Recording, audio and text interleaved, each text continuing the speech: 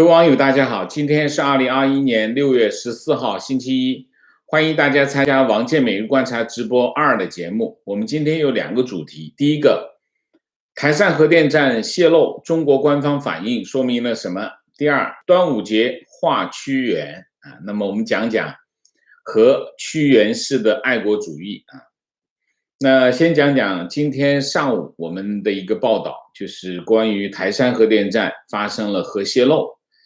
那么台山核电站发泄漏，从 CNN 的报道，到现在差不多已经有将近24个小时那么中国官方的反应，我们来看一下。第一个，中广核，就是中广核是台山核电站的大股东，它持有台山核电站70%的股权，那么另外30%的股权是法国电力公司那么这是中法合资的一家企业。中广核公司发表了一个声明它最后的结论就说了一句话，叫目前连续监测环境数据显示，台山核电站及周边环境指数正常，指数多少没说那但是他只说指数正常。那么这是第一个，就是最直接的中广核那么来发表声明第二个就是所有的官方媒体都没有报道，官方媒体我讲的是 CNN 报道这个台山核电站发生核泄漏的这个事件本身没有那么一小部分的官方媒体刊登了中广核的这个声明但是没有把背景放出来，只是登了一个没头没尾的声明这基本上符合中国官方媒体的一个反应模式，就是不理你不理你。那么通常呢，要么呢就只说反驳的，不说你说了什么。为什么？是二次传播嘛一说不就二次传播了嘛？所以基本上是这样那么在这里呢，就是有个非常奇怪的事情那么实际上CNN 的报道里面讲到一点，就是关于这个核泄漏。核泄漏其实它讲的是气体，有气体泄露出来。有气体泄露出来呢，如果这件事情不是真实的，其实呢，中国官方要反驳这些海外媒体包括我这关于这个报道，你这个报道不真实，非常简单。你直接公布台山核电站环境数据或者甚至你直接有针对性的公布台山核电站大气监测数据就可以了。你把这大气监测数据告诉大家，我这大气监测历史数据是什么，过去1个星期连续的数据是什么，你把这数据公布出来。而且你别忘了，这是一家合资公司，法国的这个股东他也有权知道发生了什么事情的那你进行对就很容易证明这一点。那你想怎么打脸就怎么打脸，如果这件事情不存在的话那你看一下台山核电站、中广核、中国核安全局，包括中国的任何一家官方媒体，到目前为止都没有用这种最简单、最直接、最有力的方式去反驳这件事情。这说明什么？而中广核发表的声明也没有相关的数据那说明什么？说明台山核电站现在的大气监测数据不能帮它洗白不能帮它洗白，只能用一句话叫目前连续监测环境数据显示台山核电站及周边环境指数正常。这叫什么？这叫敷衍那么你想一下，这个新闻出来 CNN 的这个新闻出来已经24小时，这个新闻杀伤力非常大特别对香港，对广东杀伤力很大，对香港杀伤力非常大。因为你想一下，那些人还在犹豫我走还是不走，你这新闻一出来不犹豫了，直接就办手续走了那么从这个情况，从官方的这种反应来看，几点。第一点，台山核电站肯定有事儿，而且这个环境数据肯定不支持他那个澄清啊，这是第一点。第二点，这事情到底有多大不好说，但肯定不是小事。为什么？因为它是核电站，跟核有关的东西都不是小事啊。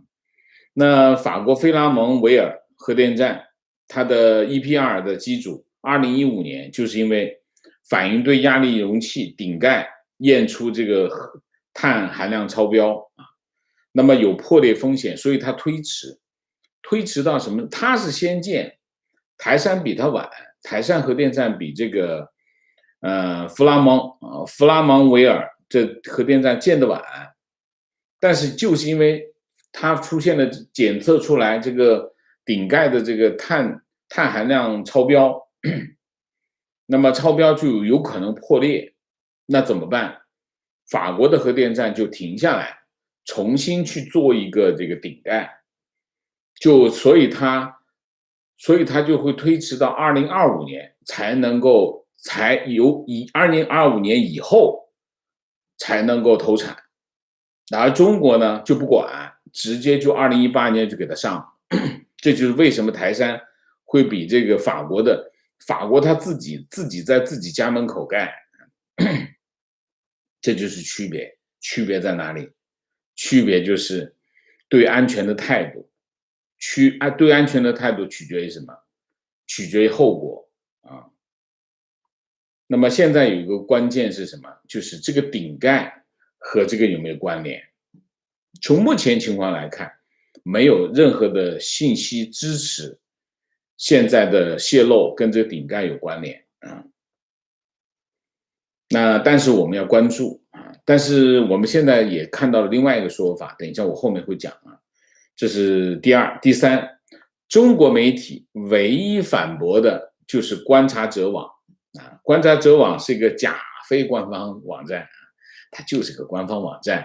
不过呢，这个披着羊皮的狼啊，用它来反驳是什么意思呢？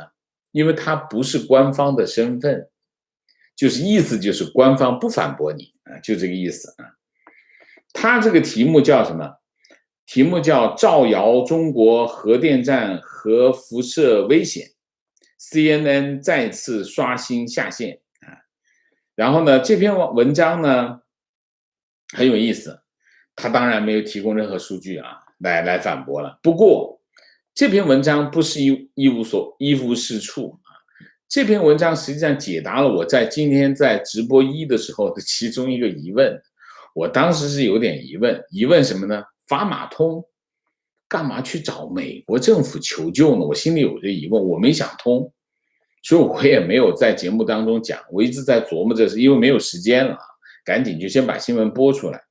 你想一下，法马通是全球最大的，基本上也是最先进的核发电设施的这个设计者、供应商，它也是这个技术服务商。法马通在核电站这个领域应该是差不多是前3名了，其实前1、2名都可以这么说啊。法国在核技术领域是很厉害的。那么核电站是这个中广核是占70%，法国电力公司也是个国企，法国有一些国企占30%啊。那么法马通是提供 EPR 的这个技术支援啊，技术支持啊。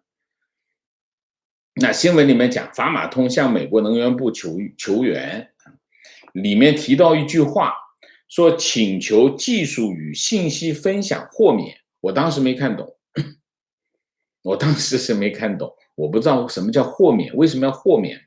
你要么去能源部，美国能源部跟核技术全部是跟能源部有关系，所以我在直播的时候我就把这句话就是删掉，因为我不理解他为什么请求美国能源部技术与信息分享豁免什么，我就没看懂，所以我就把它给删了。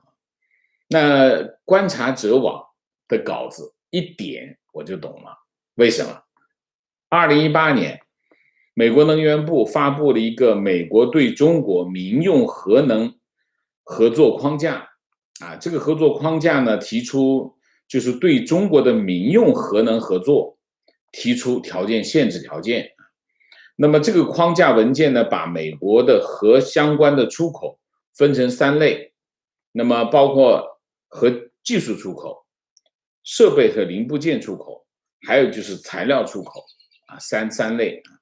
那么中广核在3类的出口都被列为推定不批准的对象，就是这3样东西都不能出口给这个中广核，就是台山核电站的母公司啊。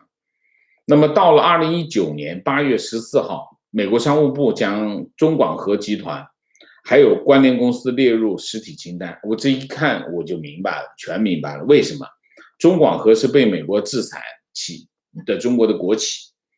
那么法马通呢，寻求美国能源部的求助，美国能源部其实就是为了寻求技术信息共享的豁免。什么意思？法马通在美国商务部制裁中广核之前，已经跟他签了合同，签了设备供应，签了技术支持，签了服务的合同。这个合同已经签订了呢，美国商务部制裁他，没关系，你把合同执行完，所以这部分是豁免的，就是没有问题，就是法马通是可以继续做它现有的项目的。但是问题来了，当这个台山核电站发生了这种级别的事故的时候，那么法马通要向台山核电站提供技术支援，那你就要签新的合同。那你签新的合同，中广核是法国商务部的制裁对象，那他就得找美国政府，告诉他我要做这件事情，你要批准我，为什么？因为有即时的核风险。你必须提出个理由啊，否则美国政府怎么会批准呢？所以他写了一封信，6月3号写了封信，6月8号又写封信，意思是赶紧批，我这个有点等不及了，我有点急，在线等，就这个意思。所以我看完这个观察者这封报道，我就明白了他为什么他其实是申请豁免，不是求援，不是真正的求援。观察者呢引用了一个推特上的一个人，这个人叫什么呢？叫 David Fishman 啊，中文名字叫于德伟。他14号发了一段推特，他解释这个为什么这个法马通要向美国申请豁免。他解释，其实这是他解释的。他说美方技术或者数据禁止转给中广核，法马核申请的正是相关的豁免，理由是运营安全。申请豁免的原因，第一，他们准备转移的信息源自美国；第二，他们不想因为和中广核的合作影响他们在美国的业务啊。那么，所以呢，于德伟称这个事件听上去不像是法马通寻求所谓的帮助，他们是在寻求美方豁免许可，以修复或者是解决问题，解决台山核电站的问题。和所有的中国的中共的传媒一样啊，他只告诉他想告诉你的部分，于德伟剩下的部分他就不说了。我说给你听，还说了什么？还说了，于德伟还说，至于为什么工厂周围的环境剂量，就是这个辐射剂量超过批准的水平，这可能是由于很多的原因。核反应堆的一根或者几根破裂的燃料棒，就可能会导致这种结果。他说呢，破裂的燃料棒很常见，通常是由于制造的缺陷。他说你通常不会关闭反应堆，并且为破裂的燃料棒加油，你会继续运行，并且进行大量的物理计算，重新分配核中心的功率，并且重新进行环境剂量的评估。这项工作可能就是法马通申请找美国政府申请豁免的内容啊，所以他很难说。他说台山核反应堆的声明没有引用原始允许的剂量水平或者任何数据，所以你很难说它到底有什么值得关注的。但是允许值通常会比较低，超出这个就是会低于正常值的几个剂量，几个数量级啊，就意思就是通常把标准会定的比较低，定的比较高，以保护安全，就这意思啊。那么，然后他就说了，他说更新，然后他的推特上还更新，说法新社源于法国电力公司啊，就是那个小股东啊，说惰性气体堆积存在问题，这支持了燃料棒失效或者是破裂的理论。意思就是，他的意思就是，法国电力公司的声明里面讲说有的核电站里面是存在惰性气体堆积聚集的情况。他说这种情况正好支持了燃料棒可能出现破裂的这种理论，因为他说意思就是反过来讲，就是燃料棒破裂有可能导致惰性气体的堆积，也就是所谓现在讲的这个核气体的泄漏啊，跟这有关系啊。那么结论，于德伟的猜测啊，判断啊，就是台山核电站可能出现了燃料棒破损的情况，这可能导致了核气体的泄漏啊。但是之前美国的一个这个退休的核专家说 Rover 说只要有核气体泄漏，说明什么？说明它的安全可破，这是有问题的啊，这是有问题。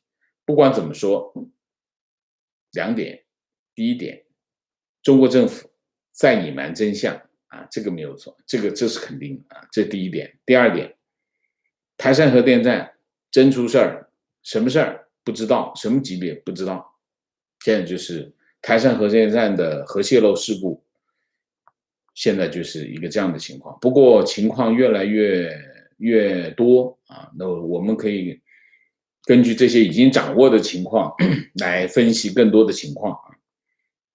好，我们来讲讲端午节啊。端午节大家看一下我们家的粽子，呵呵，哎呀，这是我们家娘子包的粽子，大家觉得怎么样？不错吧？啊，可以吧？就比较小，但是是肉粽子，这是我最爱吃的肉粽子。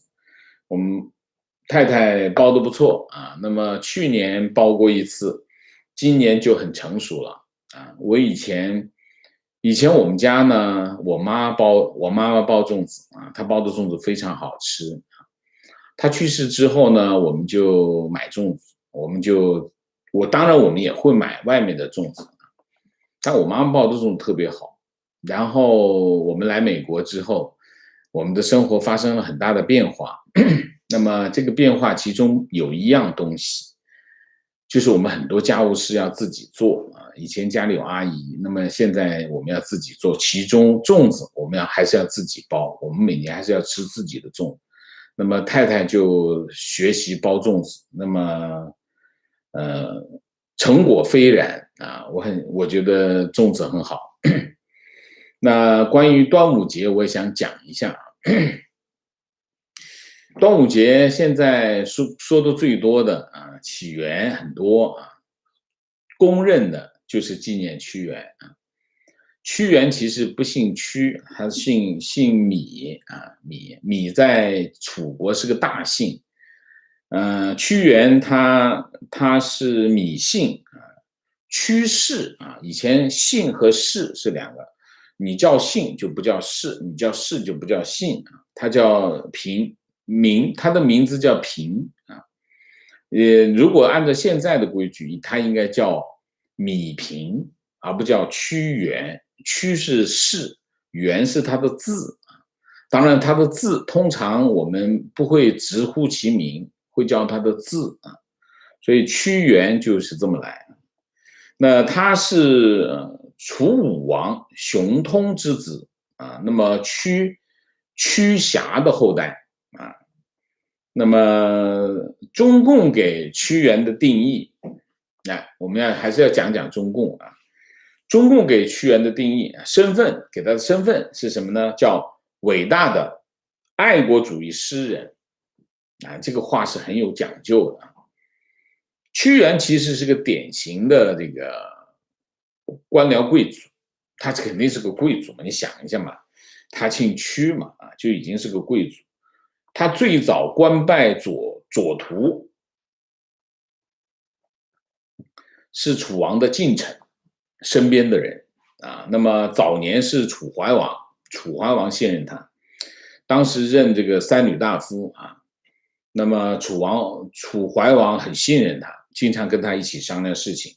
他是主张什么呢？他是主张联齐抗秦，联合齐国对抗秦国啊。那么楚怀王后来被秦昭王扣留啊，然后屈原就辅佐谁呢？楚顷襄王。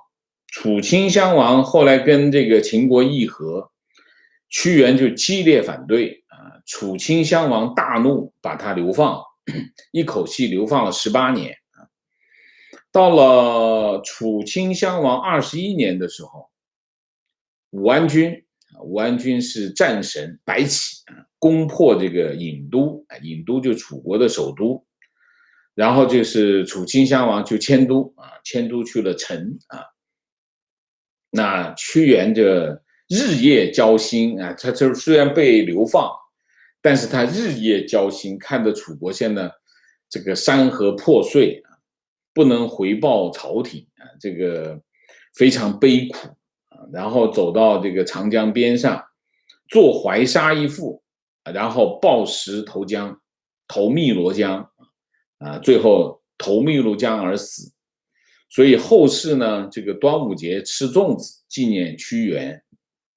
我今天呢，我为什么想讲这个屈原呢？是我昨天应该是昨天看了一个推特上有一个图啊，这个图上面有了一句话说，屈原就是什么呢？屈原就是如果你对朝廷不满，你可以选择跳江啊。所以然后他后面来一句结论，这就是2000年来政府要纪念屈原的原因，你爱国主义嘛啊。那么他们实际上我来演绎一下，2000年来中国政府历届政府要的是什么？要的就是屈原式的爱国主义。这就是为什么中共自己号称是这个现代的政党，但是他和封建王朝同声一唱，都告诉大家屈原是爱国主义的伟大诗人啊。当然中共把这个屈原的身份叫做诗人，当然是有原因的，因为你不能讲他是官僚贵族啊，官僚贵族是共产党的敌人啊，对吗？你怎么能够吹捧他呢？不能吹捧他，那就给他一个名字叫什么？叫诗人。诗人是谁？你要是把屈原叫做诗人，你基本上以前的所有的官僚都可以叫诗人，因为他们都会写诗啊。然后就把屈原这个文化遗产用起来啊，还是要用起来，推广什么？推广中共的核心价值观，爱国主义。这就是屈原式的爱国主义，一直中共在推崇的原因啊。我自己为什么要讲屈原式的爱国主义？实际上我在这2天在端午节来临的时候，一讲到屈原，我就在想爱国主义4个字。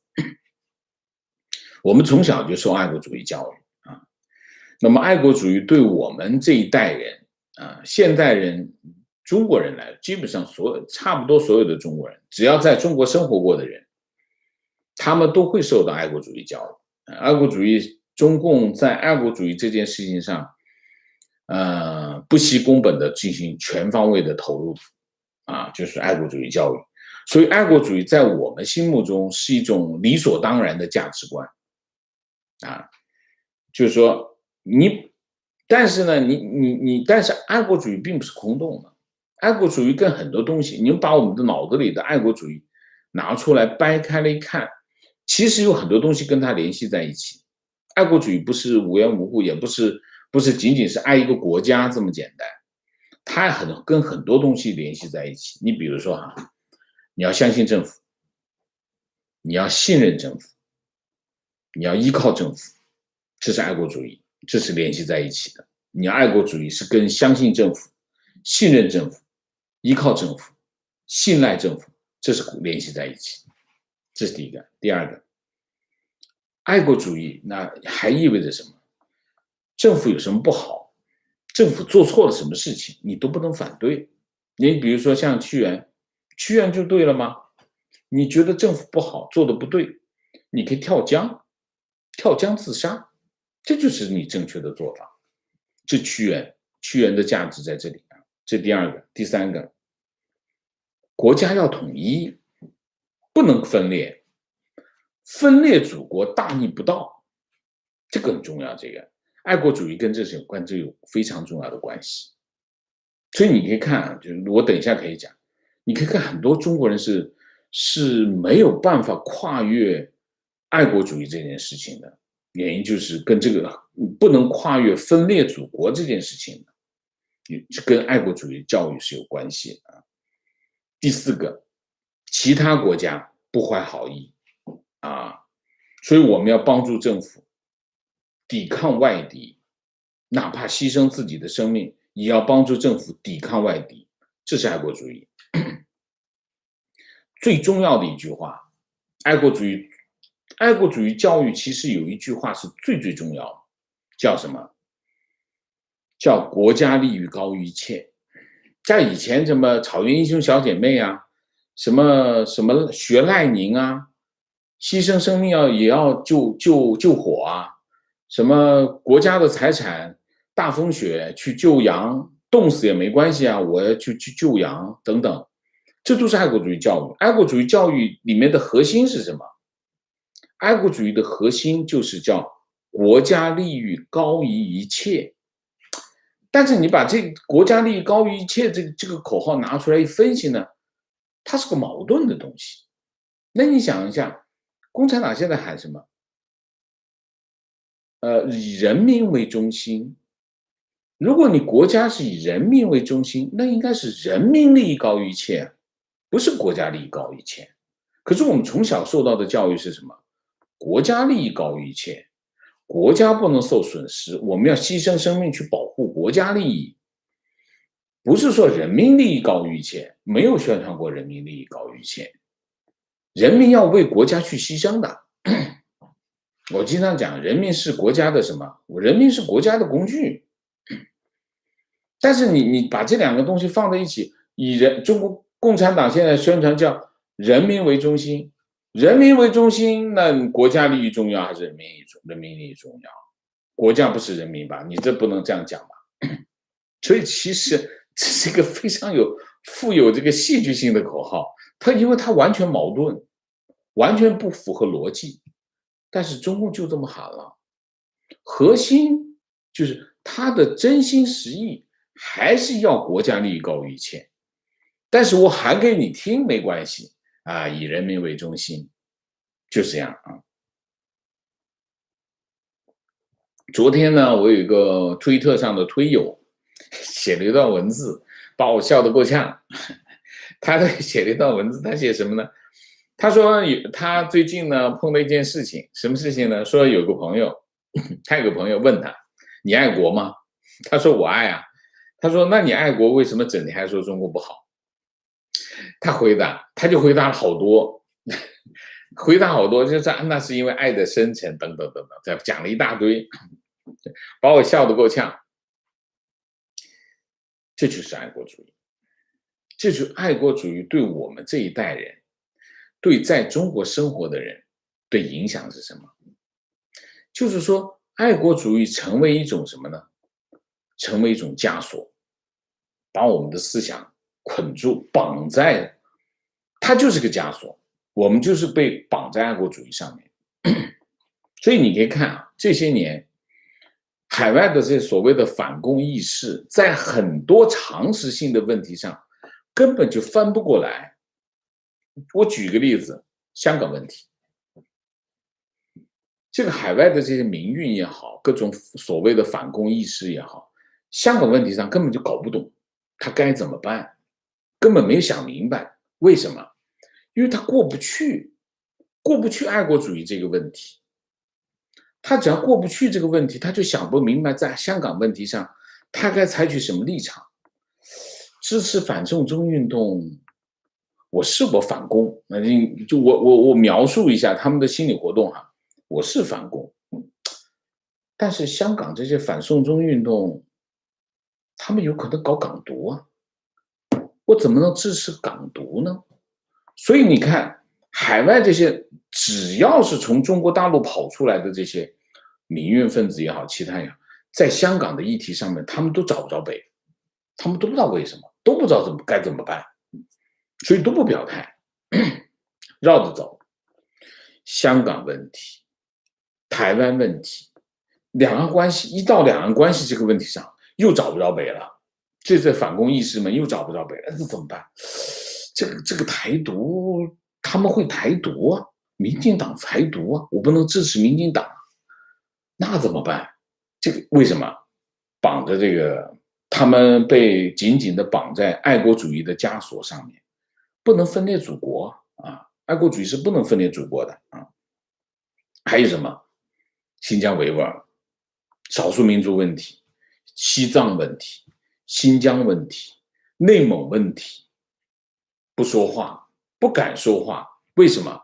他不是怕别人，他自己就没想明白，他应该支持谁，他都没想明白，为什么？脑子里装的爱国主义，共产党装进去，装到我们脑子里的爱国主义，爱国主义我刚才讲的那几条，时时刻刻它会发挥作用的。洗脑很厉害，大家千万不要以为仅仅洗脑是一个很简单的工程，不是的，它是个复杂的工程，它对你的影响比你想象的还要严重100倍啊。然后最近10年呢，十几年吧，有十几年，2015年。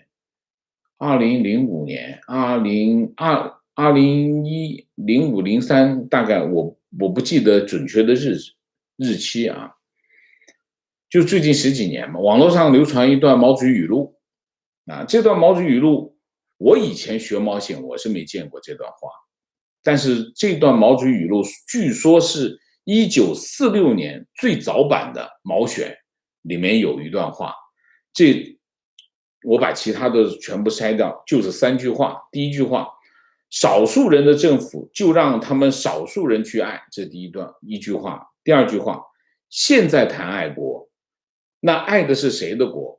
蒋介石的国吧？这毛泽东的啊，毛泽东原话啊，我是没看到过啊，网上有人在说。还第3句话是，一个不是人民选出来的政府，有什么脸面代表这个国家？爱这样的国就是对祖国的背叛，这毛泽东讲的3句话，我是没看见过啊，我没看过46年版本的毛选，我也没办法判断这段话到底是不是毛泽东本人说的。不过，你看从头到尾这10几年来，中国官方从来没有出来澄清过啊。毛泽东没讲过这话，从来没澄清过。而且这段话出来以后，很搞笑。无论是中国的左派，还是中国的右派主流大 V 也罢，毛粉也罢，对这段话都不知道该怎么办，他们的反应都很奇怪，就基本上很颠覆啊。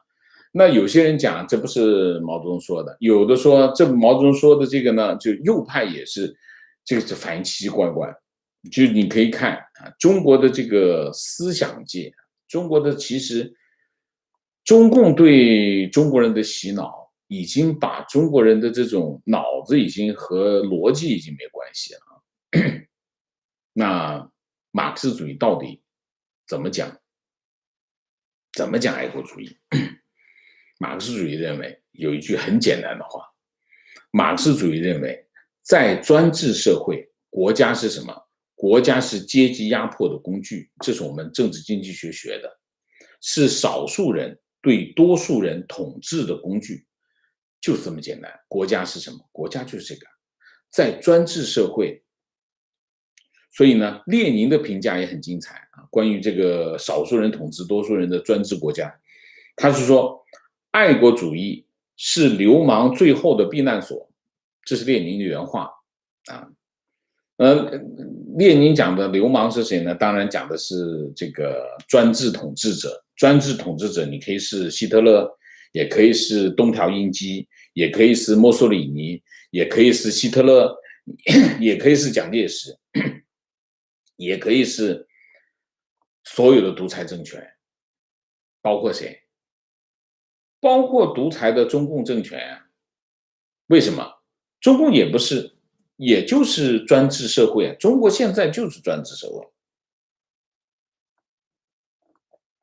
那我不是毛粉，我也不是马克思主义者，但是我从小受马克思列宁主义教育啊，所以我用的是马克思主义关于国家的观点来说出一个基本的事实。这个基本的事实就是这样的方便我们大家一起来理解这件事情，因为大家都是被中共洗脑。什么意思呢？在民主没有实现之前，民有、民治、民享的理念没有实现之前，国家是什么？国家就是少数人统治多数人的、压迫多数人摄取财富的工具，就这么简单。这不是我说的，这是马克思主义的理论，就是这句话，就是这样的意思。中国有没有实现民主呢？当然没有，当然没有实现民有、民治、民享，所以中国就是一个这样的国家，就是一个少数人压迫多数人的工具。那我为什么要爱他？你告诉我，我为什么要爱他？所以我刚才讲的什么相信政府啊，信任政府啊，依靠政府啊，为什么要去这么做？政府有什么好？为什么不可以说？国家一定要统一吗？为什么不可以分裂啊？分裂祖国大逆不道吗？啊，然后为什么要抵抗外敌入侵？为什么要抵抗？你这个国家是少数人统治多数、压榨多数人的工具，我为什么要去爱你？还有一个，国家利益高于一切，国家利益高于一切吗？我再重复一遍，毛泽东讲的啊，一个不是人民选出来的政府，有什么脸面代表这个国家？爱这样的国家，就是对祖国的背叛。OK， 这就是我们理解的啊，我们理解的什么？理解的爱国主义。所以我们今天通过端午节来看看我们脑子里装的爱国主义是什么，我们为什么要被这个枷锁捆绑？好吧，那我们今天的主题就讲到这里，我们下面进入互动。进入互动之前，温馨提示，请大家点赞，请新来的网友订阅，请大家加入我们的会员，支持我们做更好的节目。那在这里，我祝大家这个端午节快乐啊！有人讲端午节纪念屈原死了人就不要叫快乐了，I don't care 啊，端午节既然是个节嘛，那还是得快乐啊，所以我还是要说端午节快乐啊！明谢 Mike 猪，谢谢 Stephen 徐，谢谢。端午节快乐，请王先生吃粽子，谢谢。屈优，谢谢。端午安康，谢谢。Wave Storm， 谢谢王先生抽丝剥茧，目光炯炯，揭示新闻背后的真相，赞！端午节快乐，请您吃粽子，谢谢。Dick 陈，谢谢。Claire 张，谢谢。为台山核电站工作了8年的原法国员工，感谢王老师分析。OK，陆小俊，谢谢，请王老师吃粽子。近2年来每天2节课，从未落过，受益良多。您的节目已经成为我生活中重要的一部分，您辛苦了，谢谢你，谢谢你先生，谢谢你的支持啊。积木真优美，谢谢。YL， 谢谢。端午节快乐，谢谢啊。情况，台山核电站的事，国内人关注度很高，但是官方晋升，整个网易只有一篇澎湃的报道，还是那篇声明。但是昨天晚上评论量多达7万多，半夜删帖至2万多，现在又快到5万多。之前点赞破万的一条评论半夜删除，新闻反着看。OK， 观点。根据中广核发布，台山2号机组2019年9月投入商运，2021年6月大修完成。大修不同于日常维护，如果不是有什么重大技术或者工程隐患，需要如此进行大修吗？是的，会进行大修啊。大修是，据我所知啊，大修是不一定是，因为它有一些为什么叫大修？它有一些零部件啊，运行完一段时间以后，它就要更换啊，这跟大修是有关系的。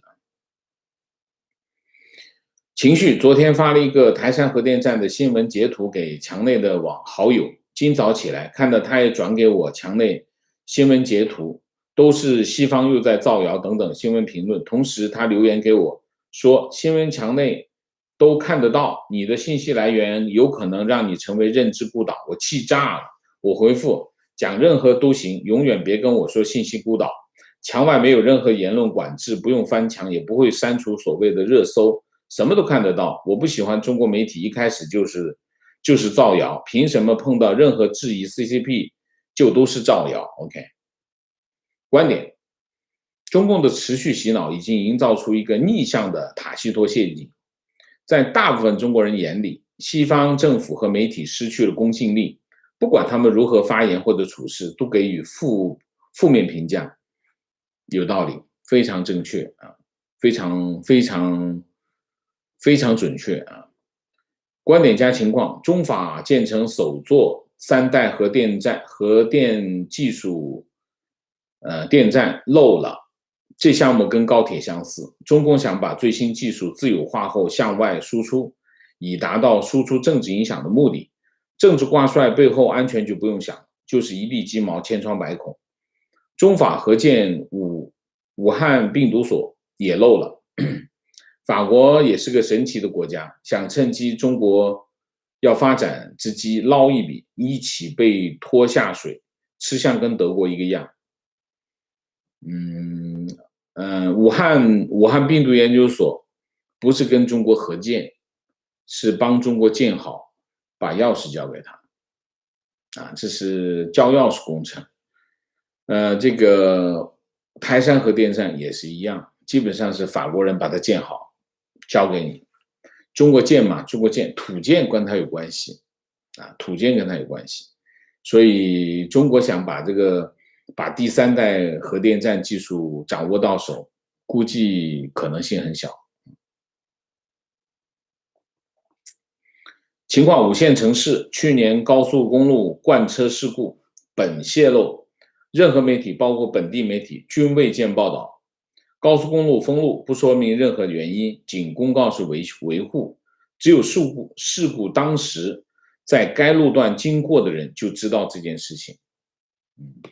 中共就是一发生事情把它盖住，先盖住再说，然后按照自己有利的情况能不说就不说，需要说的时候说一半，或者是按照编的故事说，基本上是这样。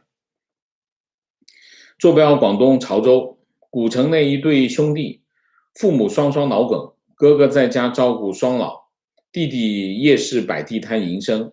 哥哥在家照顾父母期间也突然发病，去汕头医疗被告知要开颅，一家人雪上加霜。弟弟去医院照顾哥哥期间，脑梗的父母交接到居委会照顾，弟弟回家发现父亲已经饿死在病床多日，可悲。我小学文化每天在线听王先生的直播，2年下来开阔视野，增长知识。现在每天坚持把女儿的小学英语课程学一次，希望哪天能够肉身翻墙，奔向自由。这就是发生在中国的事情，这就叫大国崛起啊！所以大家一定要明白，大国崛起跟中国老百姓真没有一毛钱的关系，那个国是谁的国啊？问题，王先生能否谈 G7 联合公报？我下次谈吧。今天还是我们关注这个汕头核电站的事情，所以我明天再说吧，好不好啊？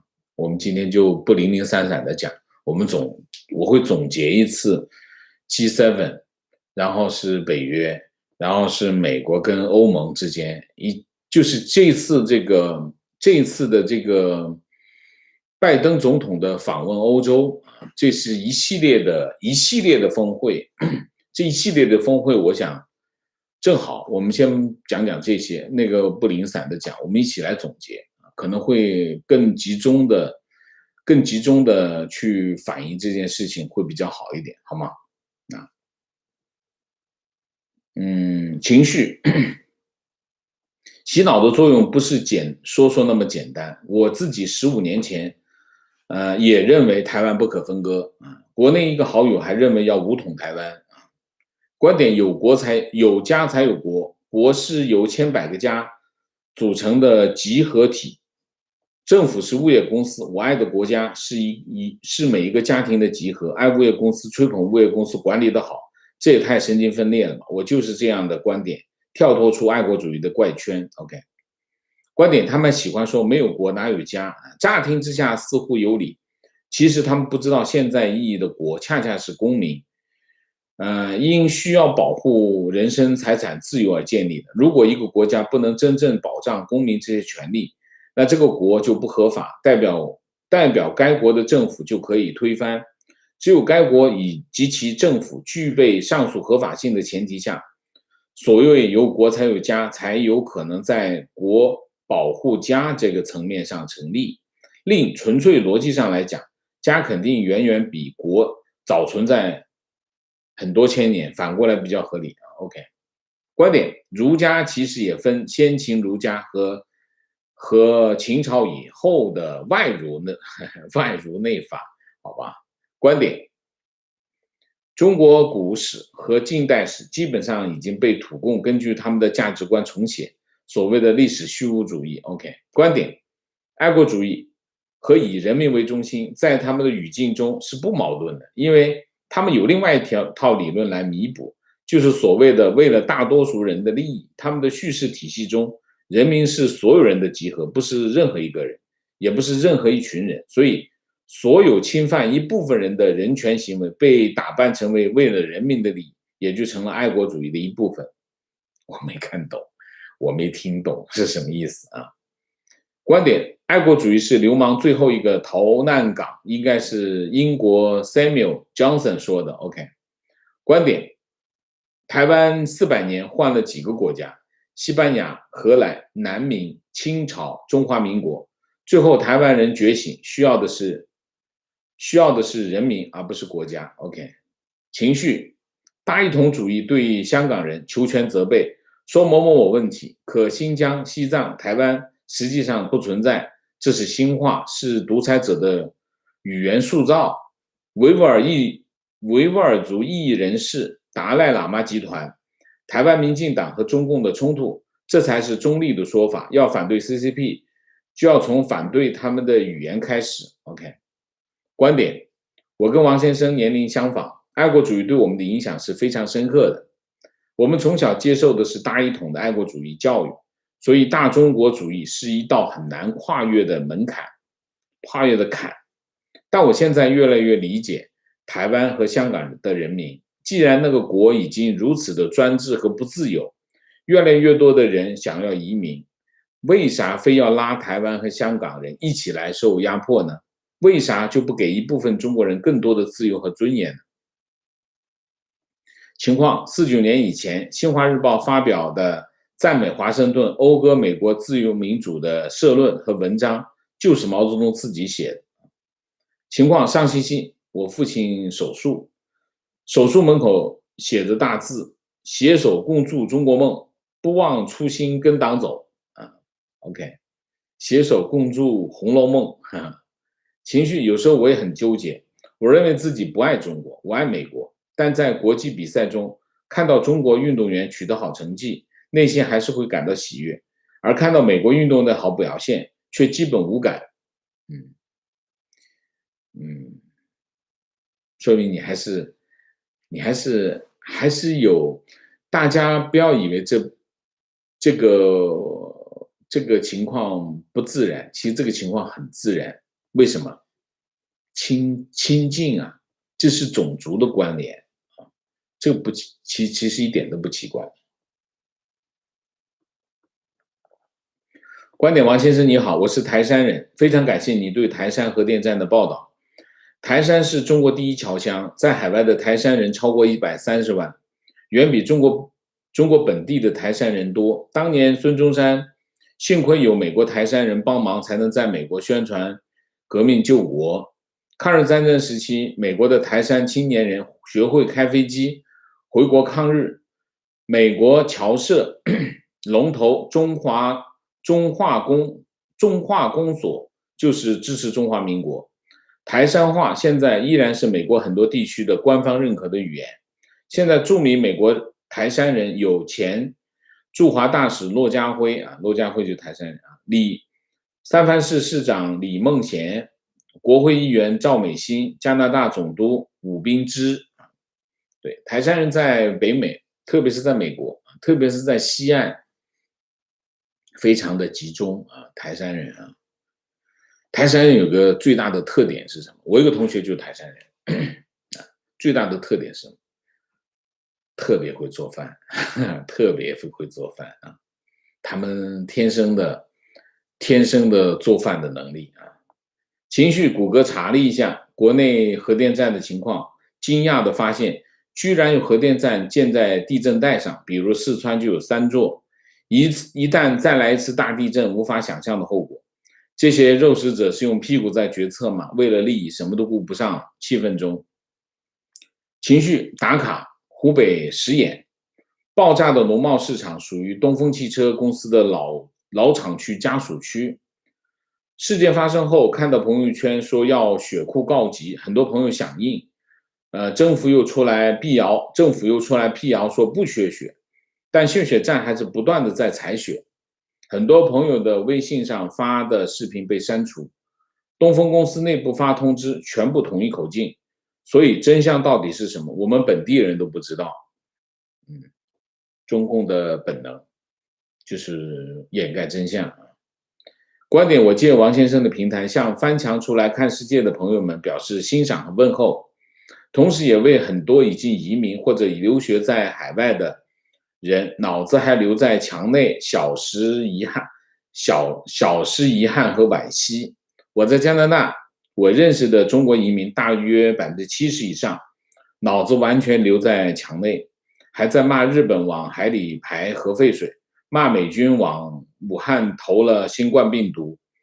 当有谁提到中国政府有什么不好，就像踩了他们脚一样，立刻哇哇大叫。这就是我刚才讲的爱国主义，他们被绑在爱国主义的枷锁上面啊。观点有一说，大河有水小河满，我想一定是发生内涝，正常情况是小河有水大河满。那是啊，大河从哪里来？是所有的小河汇聚成大河，从来没有说大河满了往小河流。这个网友说的对，大河满了往小河流，发生了什么？发生洪水啊，对吗？所以我们以前经常觉得叫什么？我们觉得天经地义的事情，其实你细想一下，全是中共胡说八道。这完全不合逻辑的胡说八道啊！只不过不断的重复，嘴说顺了就信了啊。